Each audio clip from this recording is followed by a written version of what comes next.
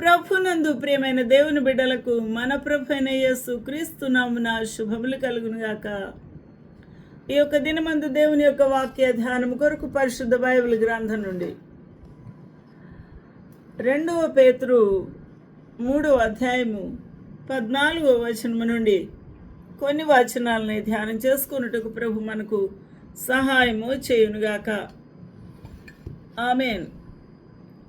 ప్రభునందు ప్రియమైన వారలారా, ఈ యొక్క వాక్య భాగంలో మనము ఆలోచన చేయవలసిన విషయమేమనగా,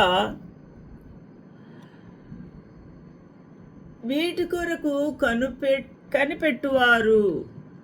దేని కొరకు కనిపెట్టాలి? మనము కనిపెట్టవలసింది దేని కొరకు కనిపెట్టాలి, ఏ విధంగా కనిపెట్టాలి అనే సత్యాన్ని వాక్యాల్లో బోధిస్తూ ఉన్నాడు పేతురు భక్తుడు. మీరు శాంతము గలవారై ఉండాలి. ఈ శాంతము అనే మాటే చాలా కష్టంగా ఉంది. ఇది మన జీవితంలో సంపూర్ణముగా నెరవేర్చలేని వారముగా, ఫెయిల్యూరు మన జీవితంలో ఎక్కువగా కనబడుతూ ఉంది. అనేకమైన కారణాలు ఉండవచ్చు, కానీ శాంతమూర్తి అయిన మన ప్రభు, సర్వలోకమంతా ఆయన మీద పైబడినా కూడా ఆయన తన యొక్క శాంతాన్ని విడిచిపెట్టలేదు. ఆ శాంతమును ఆయన ప్రదర్శించి ఉన్నాడు, నిరూపించి ఉన్నాడు. తుదకు చావు కేక వేసినప్పుడు కూడా తండ్రి చిత్తము నెరవేర్చుటకే తీర్మానము చేసుకున్నాడు. యేసు క్రీస్తు ప్రభు మనకు మాదిరిగా ఉన్నారు. శాంతము గలవారై ఆయన దృష్టికి, మన సృష్టికర్త, మన ప్రభు, మన దేవుని దృష్టికి నిష్కళంకులుగా ఉండాలి. కళంకము, మచ్చ, డాగు లేకుండా ఉండాలి. మన యొక్క మనస్సు, మన యొక్క హృదయము, మన యొక్క తలంపులు, మన యొక్క కార్యాచరణ, అనుదిన కార్యక్రమములలో ప్రదర్శిస్తూ, రుజువు చేస్తూ మనము నిందారహితులముగా, నిష్కలంకులుగా ఉండాలి. ప్రభు దృష్టికి యోగ్యమైన ప్రవర్తన కలిగి ఉండుటకు మనము జాగ్రత్త పడాలి అని వ్రాయబడి ఉంది. వీటి కొరకు మీరు కనిపెట్టువారు గనుక శాంతము గలవారై ఆయన దృష్టికి నిష్కళంకులుగాను, నిందారహితులుగాను కనబడినట్లు జాగ్రత్తగా ఉండుడి, జాగ్రత్త పడుడి. కాషన్ మనకు చూపిస్తూ ఉన్నాడు. Caution, wherefore beloved, seeing that you look for such things, be diligent, that you may be found of him in peace, without spot and blameless. ఇది ప్రభు మన వద్ద నుండి కోరుకున్నది. మనల్ని చూసేది, మనల్ని ఎస్టిమేషను చేసేది. ఆలోచన చేద్దాము. శాంతము కలిగి ఉండుట అనే విషయంలో ఫిలిప్పీలకు వ్రాసిన పత్రికల్లో పౌలు భక్తుడు కూడా ఇలాగ వ్రాసి ఉన్నాడు. 1:9, మీరు శ్రేష్టమైన కార్యములను వివేచింపగలవారగుటకు, శ్రేష్టమైన కార్యములను వివేచించాలి. రమ్మంటే వెళ్ళిపోవడము, చేయమంటే చేయడం కాదు. వివేచన, ఇది ఉత్తమమైనదా, ఇది మన ప్రభు దృష్టికి శ్రేష్టమైనదా, ఇంపైనదా అని ప్రతి కార్యములోనూ మనము తూచుకోవాలి. సరి చూసుకొనుటే వివేచన. కాబట్టి వివేచన కలవారు అగుటకు, శ్రేష్టమైన కార్యము చేయుటకు మనము సిద్ధపడి ఉండాలి. మీ ప్రేమ తెలివితో ఉండాలి. సకల విధములైన అనుభవ జ్ఞానముతో ఉండాలి. సకల విధమైన అనుభవముతో. నా ప్రియమైన వాళ్ళారా, మన యొక్క మాట అనుభవముతోను, మన యొక్క వైద్యము అనుభవముతోనూ జ్ఞానముతోనూ, మన ప్రార్థన మన యొక్క వ్యక్తిగత సాక్ష్యముతోనూ ప్రభుతో మనకున్న సంబంధముతోనూ కలిసినదై మిళితమై ఉండాలి. ఆ విధంగా మన ప్రేమ తెలివితోనూ సకల విధమైన అనుభవ జ్ఞానముతోనూ నిండినదైనప్పుడు అంతకంతకు మన ఆత్మీయ జీవితము అభివృద్ధి కలుగుతుంది అని భక్తుడు తేటతెల్లగా మనకు తెలియచేస్తూ ఉన్నాడు. కాబట్టి అభివృద్ధి పొందవలనని ప్రభు ఆకాంక్షిస్తూ ఉన్నాడు. మన యొక్క అంతరంగ జీవితము, ఆత్మీయ జీవితము. This I pray that your love May abound at more and more in knowledge and in all judgment.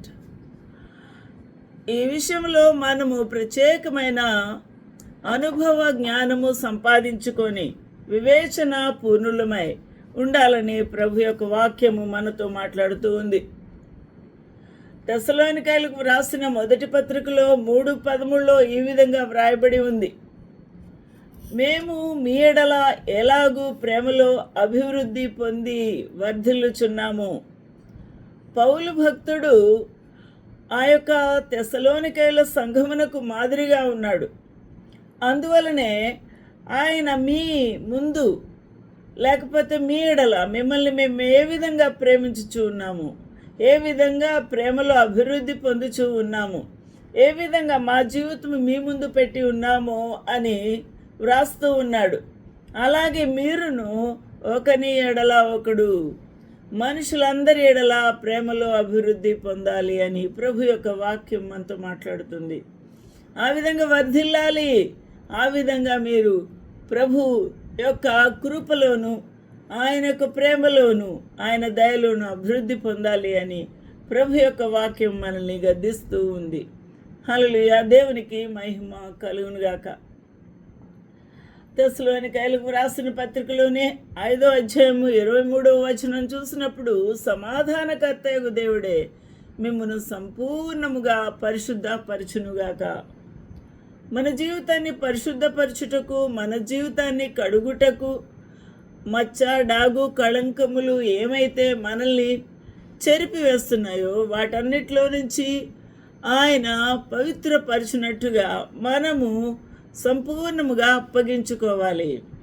ఆ విధంగా మనల్ని మనము సంపూర్ణముగా అప్పగించుకున్నప్పుడు ప్రభు పరిశుద్ధపరిచే దేవుడు, పవిత్రపరిచే దేవుడు, మనల్ని ఆయన పవిత్రమైన ఆత్మగా శుద్ధి చేసే దేవుడై ఉన్నాడు.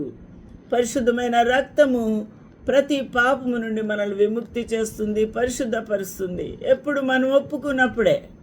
అందుకనే మొదటి యోహాను పత్రిక 1వ అధ్యాయం 7వ వచనంలో మన పాపములను మనం ఒప్పుకున్నప్పుడు, మన కల్మషమును మన ప్రభు దగ్గర ఒప్పుకున్నప్పుడు, మన యొక్క అనీతి జీవితము దేవుని యొక్క సన్నిధిలో ఏదైతే నిందారోపణ చేస్తుందో ఆ పాపములు ప్రభు దగ్గర ఒప్పుకున్నప్పుడు ప్రభు యొక్క రక్తం మనల్ని పవిత్రపరుస్తుంది, పరిశుద్ధపరుస్తుంది.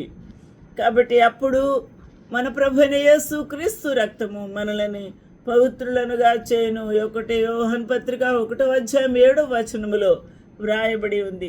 అప్పుడు మనము నిందారహితులంగా ఉంటాము, అప్పుడు నీతిమంతులముగా మార్చబడతాము, అప్పుడు పరిశుద్ధమైన దేవుని బిడ్డలుగా మార్చబడతాము. ఎందుకనగా ఆయన ప్రశస్తమైన రక్తం మనల్ని పవిత్రులుగా చేస్తుంది. కాబట్టి ఆ విధంగా క్రీస్తు ప్రభు యొక్క రాకడకు మన ఆత్మను, జీవమును, శరీరమును మన ప్రభువైన యేసు క్రీస్తు రాకడయందు నిందారహితముగా ఉండాలని యేసుక్రీస్తు ప్రభు రాకడలో సిద్ధపడి నిందారహితంగా ఉండాలి. మనము పైన మెరుపులు వేసుకొని సిద్ధపడితే సరిపోతుందంటే కాదు, మన ఆత్మ, మన అంతరంగం మన మీద నిందారహితంగా ఉండాలి. లేకపోతే అది నిందను మోపుతూ ఉంటుంది.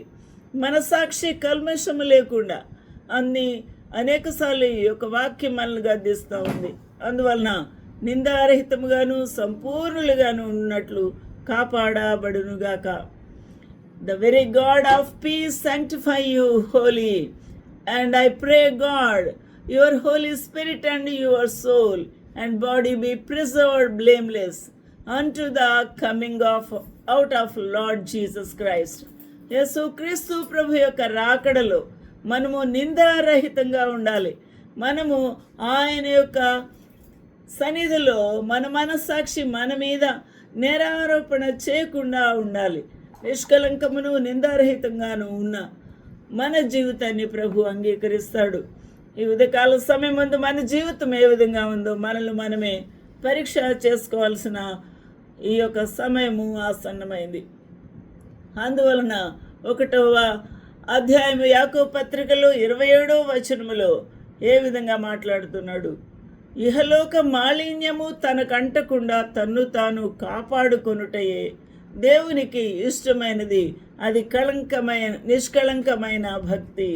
నిష్కళంకమైన భక్తి ప్రభుకి ఇష్టమైన భక్తి ఏమనగా మన లోపల ఇహలోక మాలిన్యము అంటకుండా మన ఆత్మను పవిత్రపరచుకొనుట, కాపాడుకొనుట, భద్రం చేసుకొనుట, ఆ యొక్క సంచకరువైన మన పరిశుద్ధాత్మ దేవునికి మనల్ని మనము అప్పగించుకునుటే చాలా ప్రాముఖ్యమైనది.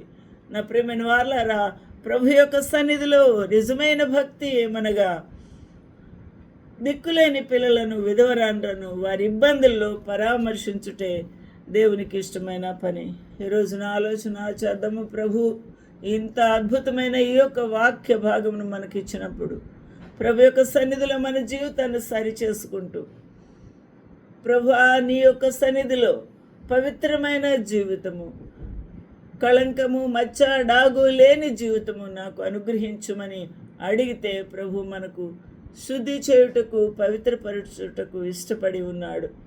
Pure religion and undefiled before God and the Father is this, to visit the fatherless and widows in their affliction and to keep himself unspotted from the world.